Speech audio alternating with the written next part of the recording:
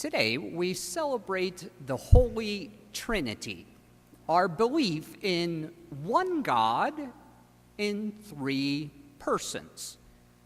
We hear Jesus refer to the Holy Trinity in our gospel. Jesus says, "Go and make disciples of all the nations, baptizing them in the name of the Father, and of the Son, and of the Holy Spirit."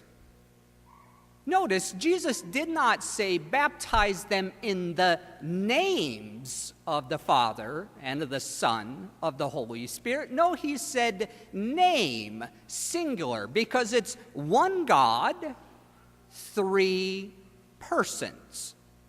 Now, Jesus here is giving a commandment. He's saying, go and make disciples, baptizing them in the name of the Father and the Son and the Holy Spirit, and teach them to observe all that I've commanded you. So, let's ask ourselves the question. We're baptizing. We do a good job of that. In fact, we'll see that here in a little bit. We will baptize. But how about the other parts of Jesus' commandments? Making disciples and teaching those who have been baptized to observe all Jesus has commanded.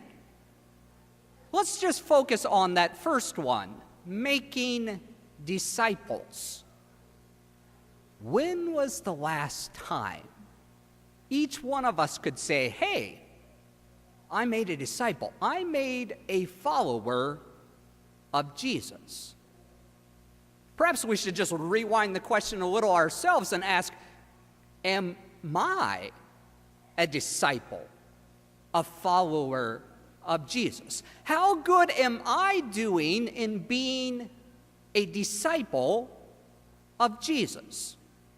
Well, what is a disciple? A disciple is a student, an apprentice, or an adherent of a master teacher. A disciple is a devoted follower of a great leader. So Jesus says, go make disciples. Go make devoted followers. That day, when Jesus sent them out to make disciples and to baptize, Jesus had a vision for his church. He had a vision of what his church might look like. And you and I, we were all part of that vision. Jesus, 2,000 years ago, thought, hey, I want them to be like this. And his vision was that we might be disciples. Are we living up to being a devoted follower of Jesus? Are we living what Jesus had in mind for us? Now, maybe you're like me and you might be saying, ooh, you know what? I'm not quite the disciple Jesus had envisioned. The life I live now is probably not exactly what Jesus had in mind for me. There's some room for improvement. And for many of us, myself included, we might be thinking, hey, there's significant room for improvement. Maybe we realize we're not praying that much, or we really need to be coming to church more often. Or maybe we've got quite comfortable and cozy with the sin in our lives. Maybe we prefer not even to be aware of the sin in our lives. Maybe we struggle to accept Jesus' hard teachings or the teachings of his church. Maybe we simply haven't given time to get to know Jesus or learn his teachings. Or maybe you're like me and you read about or you hear about the life of some saint or some holy Christian, and you compare your life, like I compare my life to theirs, and I think, wow, I've got a long ways to go. So, if we're not quite the disciple that Jesus had in mind, what do we do? Fortunately, if we turn back to our gospel, Jesus also gives us a promise.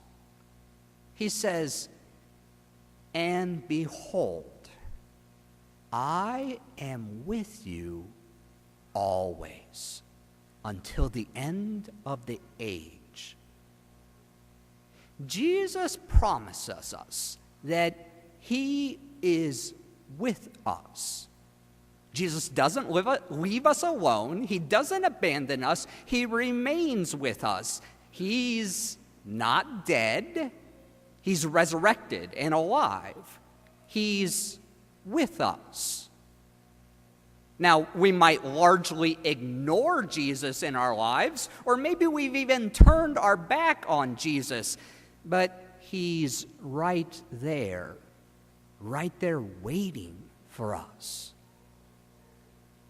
What's more is, because we believe Jesus, we know that where Jesus is at, the Holy Trinity is at. Wherever Jesus is present, the Father and the Holy Spirit are also there. Jesus said, "In the name of the Father, and of the Son, and of the Holy Spirit."